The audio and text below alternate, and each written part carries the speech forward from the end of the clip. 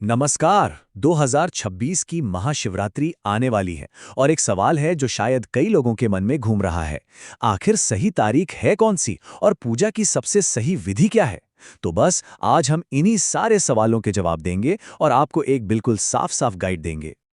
तो दुविधा यही है, 15 फरवरी या 16 फरवरी। अगर इसे लेकर कोई उलझन है तो यकीन मानिए आप अकेले नहीं हैं।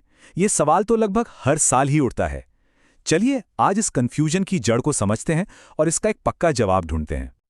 महाशिवरात्रि की तारीख को लेकर ये जो उलझन है ना, ये कोई नई बात नहीं है। इसके पीछे एक बहुत ही ठोस ज्योतिषीय वजह है जो हमारे हिंदू पंचांग की कैलकुलेशन से जुड़ी है। और इसका जो सेंटर पॉइंट है वो है एक खास तिथि। सारी उलझन की जो जड़ है वो है चतुर्दशी तिथि, यानी चंद्रमास का 14वां दिन। महाशिवरात्रि हमेशा फाल्गुन महीने के कृष्ण पक्ष की चतुर्दशी को ही मनाई जाती है, लेकिन असली कंफ्यूजन तब शुरू होती है जब ये एक तिथि दो कैलेंडर की तारीखों पर पड़ जाती है।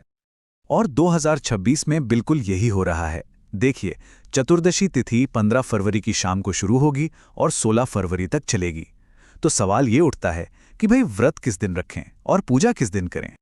इसका जवाब मजे की बात है, त्योहार के नाम में ही छिपा हुआ है। शिवरात्रि मतलब शिव की रात। और बस यही एक सिद्धांत है जो सारे की सारी उलझन को सुलझा देता है। हमारे शास्त्रों के हिसाब से ये पर्व दिन का नहीं बल्कि रात की साधना का है। असल में जो मुख्य पूजा है और पूरी रात का जागरण है, वही तो इस त्योहार का असली सार है, उसकी आत्मा है। तो नियम बहुत ही सीधा और सरल है। हमें वो दिन चुनना है जिसकी रात में चतुर्दशी तिथि मौजूद हो, और 2026 में ये रात 15 फरवरी को पड़ रही है। इसलिए व्रत रखने और रात भर जागरण करने के लिए सही तारीख 15 फरवरी ही है। चलिए, अब जब तारीख तो तय हो गई है तो बात करते हैं रात के उन खूबसूरत अनुष्ठानों की जो इस पर्व को इतना खास बनाते हैं। महाशिवरात्रि की रात को 4 पवित्र हिस्सों में बांटा गया है, जिन्हें हम प्रहर कहते हैं। पूरी रात को इन 4 प्रहरों में बांटा गया है। हर प्रहर लगभग 3 घंटे का होता है। इनमें से जो निशिता काल है, यानी आधी रात का समय, उसे भगवान शिव की पूजा के लिए सबसे ज्यादा शक्तिशाली माना जाता है। मान्यता है कि इस समय शिव ऊर्जा अपने चरम पर होती है। एक बात हमेशा याद रखनी चाहिए, भगवान शिव को प्रसन्न करने के लिए किसी दिखावे या महंगी चीजों की जरूरत नहीं पड़ती। वो तो भोलेनाथ हैं जो सच्चे मन और बहुत ही सरल अर्पण से ही खुश हो जाते हैं। भगवान भोलेनाथ को खुश करने के लिए प्रकृति से जुड़ी बड़ी ही सरल चीजें चाहिए, जैसे कि बेलपत्र हो गया, धतूरा, शमी पत्र, कच्चा दूध और सफेद फूल।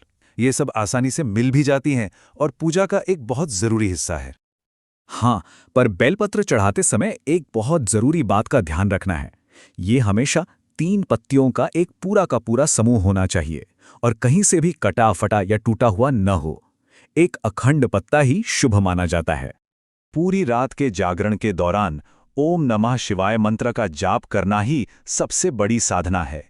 ये पंचाक्षरी मंत्र जब हम लगातार जपते हैं तो ये न सिर्फ हमारे मन को शांत करता है बल्कि हमारी आध्यात्मिक ऊर्जा को भी जगाता है। कहते हैं शिवरात्रि की रात में नाम जपना ही सबसे बड़ी पूजा है। पूजा और जागरण के साथ साथ उपवास यानी व्रत भी इस दिन का एक बहुत ही अहम हिस्सा है। तो चलिए अब ये समझते हैं कि व्रत रखने की पूरी प्रक्रिया क्या है। देखिए, प्रोसेस बहुत सीधा है। सुबह स्नान करके दिन की शुरुआत करें, दिन भर उपवास रखें। अभी आपकी श्रद्धा है कि आप निराहार रहें या फिर फलाहार करें। रात में पूजा और जागरण करें और फिर अगले दिन सुबह पूजा के बाद अपना व्रत खोलें, जिसे पारण कहते हैं। और हाँ, एक बात याद रखिएगा, अगर मंदिर जाना मुमकिन ना हो तो भी कोई चिंता की बात नहीं है। घर पर ही भगवान शिव की तस्वीर या शिवलिंग के सामने एक दीपक जलाकर पूरी श्रद्धा से पूजा की जा सकती है, क्योंकि सबसे बढ़कर तो भाव ही है ना?